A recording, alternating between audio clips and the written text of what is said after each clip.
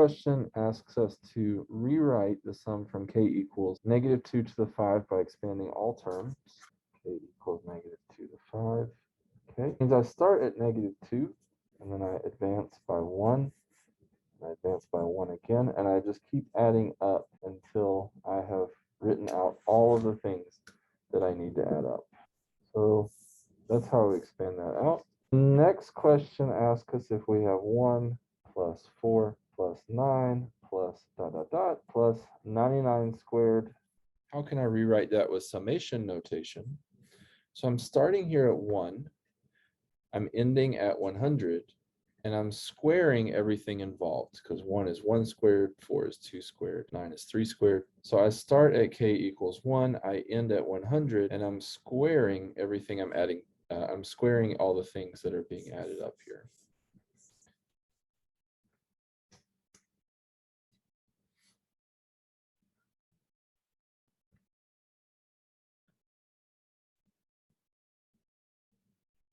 So the next question asks me to simplify n factorial over 4 factorial and rewrite using product notation.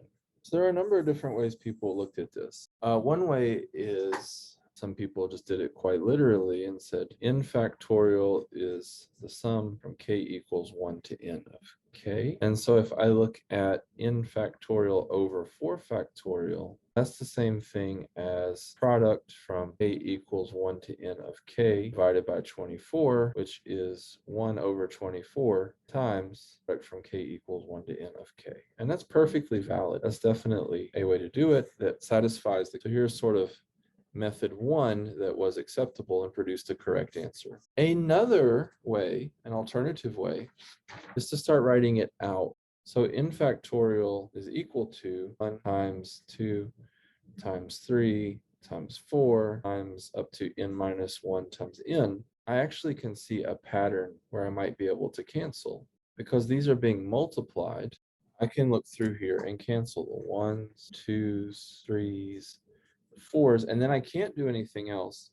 So the next term here would be 5 times 6, This denominator is completely canceled.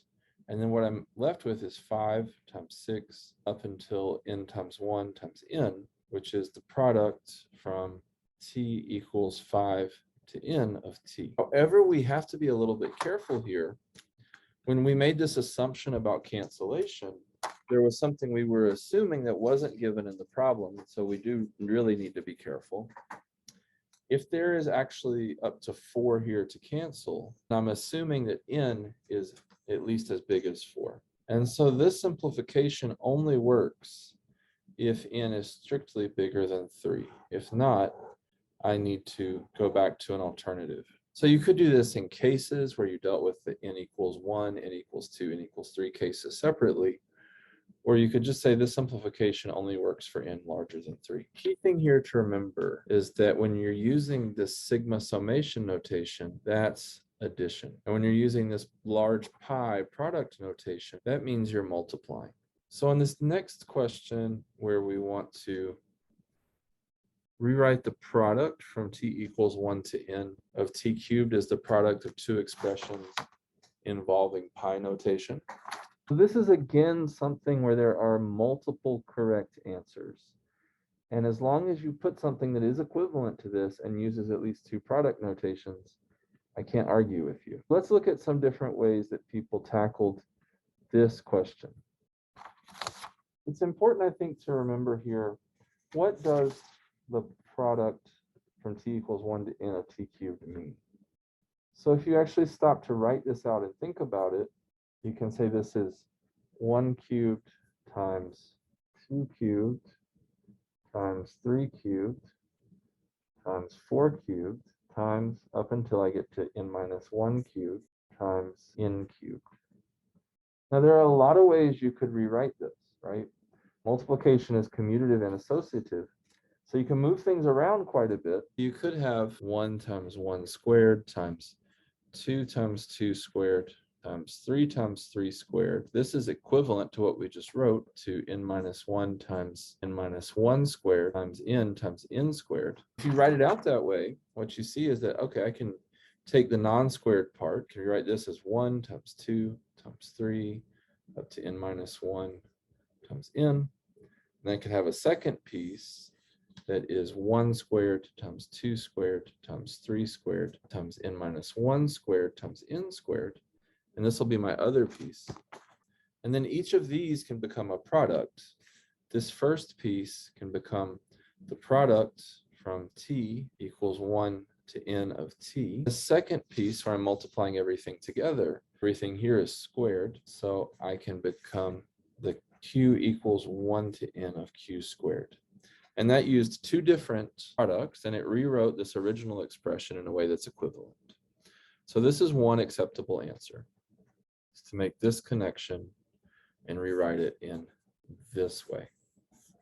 But that's not the only way. So an alternative way is to look at how you're writing it out and look at the product from t equals 1 to n of t cubed. We can look at that as being 1 cubed times 2 cubed times 3 cubed. You can look and say, well, times 4 cubed, and then up to n minus 1 cubed times n cubed. And if we wanted to, we could split this out now and say, oh, let's take this part, which would start with 5 cubed, and then we can split this out and we could say the product from t equals 1 to 4 t cubed times the product from q equals 5 to n t cubed. Now the issue is, again, we're assuming here that n is at least as large as 5, otherwise this doesn't work. This is a valid way as long as you put in this condition, because if you're going to split at 5, you need to know that you have at least up to 5. So this is an alternative way that is also acceptable as long as you put in this logical caveat. And another alternative that people sometimes did was to start again with this, but split it up in a different way. And instead of saying, I'm going to stop at a specific number and then start again, they just went up to a value k. It's valid, and this tracks something that we did in class. However, there's one nitpicky thing here that we need to be careful about. This does work, except we need to make sure that k is actually a legal value.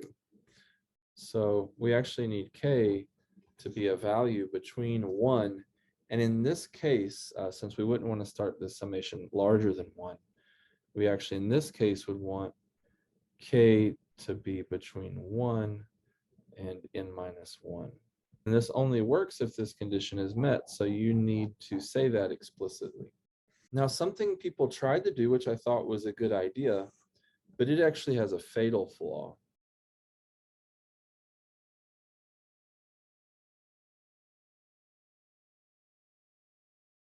If you want to split this up, you might think, well, I'll split it in half. So you saw this solution sometimes where t is equal, the product from t equals 1 to n of t cubed was expressed as the product from t equals 1 up to n over 2 t cubed times the product from q equals n over 2 plus 1 up to n t cubed. And this is using the same idea as the solution we just did. But the problem is this doesn't work if you can't divide.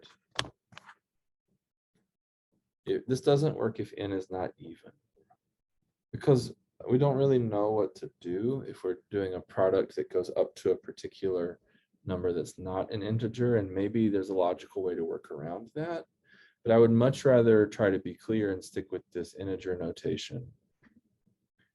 The fix for that is to use the floor function, which you might have seen before, or you may not have, but if you haven't, we'll discuss it later. If not, I mean, it's a cool thing to look up and know right away, but we will discuss it later in this class because it's used a lot in discrete mathematics and computer science.